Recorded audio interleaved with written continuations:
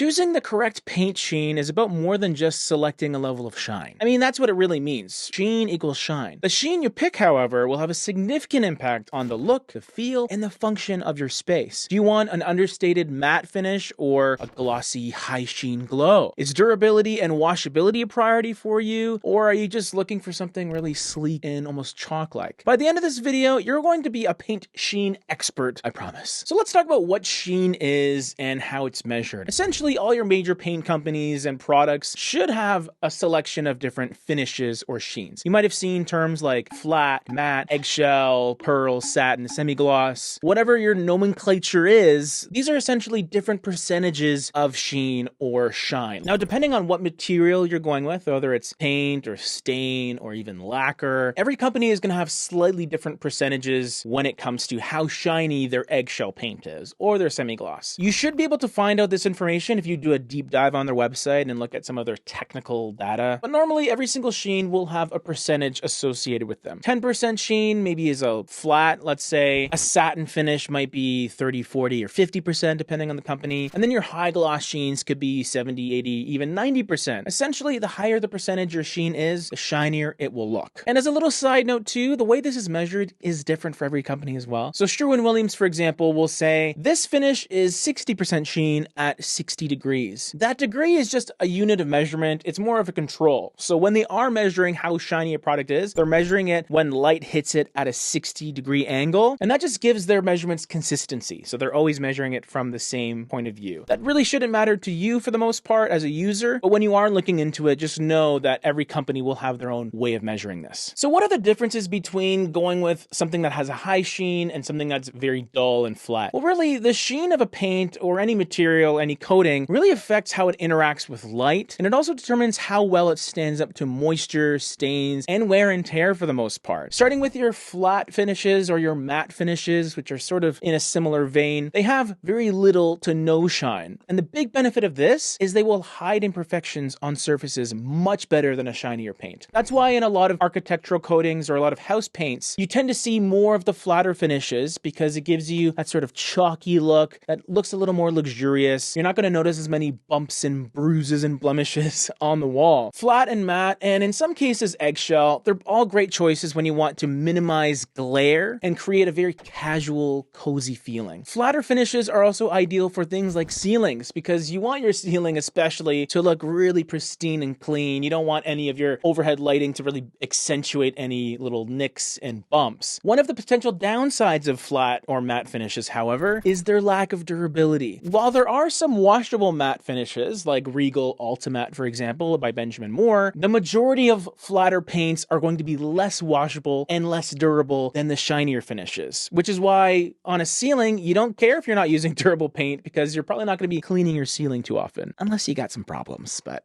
I'm not judging. Now, the next natural step up from matte and flat are eggshell or the low luster or low sheen finishes that have a pretty low level of shine, but a noticeable jump in shininess from flat and matte. The benefit of having that extra shine is that durability and that washability. So now, even in your more economical paint brands, typically speaking, you will have a finish that can endure some wiping and washing on those more high traffic areas of your home. For example, your hallway walls. If you are concerned that you're going to be needing to clean that wall pretty regularly because of all the people going up and down the stairs and all that, then maybe eggshell is just a naturally better fit compared to something like a matte or a flat finish. Just keep in mind, it does provide a gentle sheen while still hiding flaws. It does make it pretty versatile as a paint choice, especially for walls, maybe on ceilings. I don't see it very often, to be honest. And if you're really bold, you could technically go for trim in those lower traffic areas, but I would reserve maybe a pearl finish or a satin finish instead for those cases, because even though they're not quite as shiny as your full glosses, they will have more durability than an eggshell. Now, if you're looking for something with a really elegant glow, consider a semi-gloss or gloss paint. Semi-gloss paint is a very popular choice for trim, doors, even cabinets, and I guess kids' rooms if you have some pretty rambunctious children. Gloss paint is just that next step up. So now we're talking, the high 70s, 80s, 90% in terms of sheen or shininess. And what's cool is these finishes can give you an almost almost wet look, which is really, really interesting. And even though it's horrible at hiding imperfections, what it's great at doing is highlighting architectural details. So if you have really awesome trim that you want to pop and really stand out, by going with a glossier finish, you're going to be able to do that. And also typically those glossier finishes just have that washability, moisture resistance, and they're just going to give you the most security in terms of that durability. So I find that most house paints and architectural finishes and coatings, they tend to follow a certain pattern of finishes. Most of them will have a flat alternative and then a not so flat, like an eggshell. So those are kind of your wall choices. Then there might be a pearl/satin option, which is kind of your less shiny trim paint. And then semi-gloss tends to be the most common high sheen option, although that typically is only around a 50 or 60% sheen for a lot of people. Exterior paints can add some extra names that may confuse people. For example, low luster is an option for some products, which is pretty similar to an eggshell. Soft gloss has some similarities to semi-gloss. And then there are some gloss/high gloss or full gloss options that give you those really, really shiny exterior paint looks if you're looking for that. If you're thinking of getting your cabinet sprayed, for example, and you're going with lacquer, you can go for like a 5% sort of nearly deadpan flat, all the way up to a full gloss 90%, 95%, just the super shiniest coatings you've ever seen. So depending on what you're doing, you could have more options and more flexibility in terms of your shininess level. If you've ever been curious about how shiny the paint you're wanting to use actually is, just look it up online. Check its percentage, compare it to other products that maybe you're familiar with, and that'll let you know, okay, that's going to look a little too shiny, or I want something a little more shiny because I want some more durability. All of this information is available online, which is awesome. For the most part, if we're talking about interior painting, you want more durability, you got to go shinier. But what you're sacrificing with shininess is imperfection hideability. The general rule, if you're painting your walls, stick to flat or matte or even eggshell. If you're painting your trim, probably a good idea to go pearl, satin, semi-gloss. But times are changing. I see glossy walls and flat trim, so do whatever makes you happy.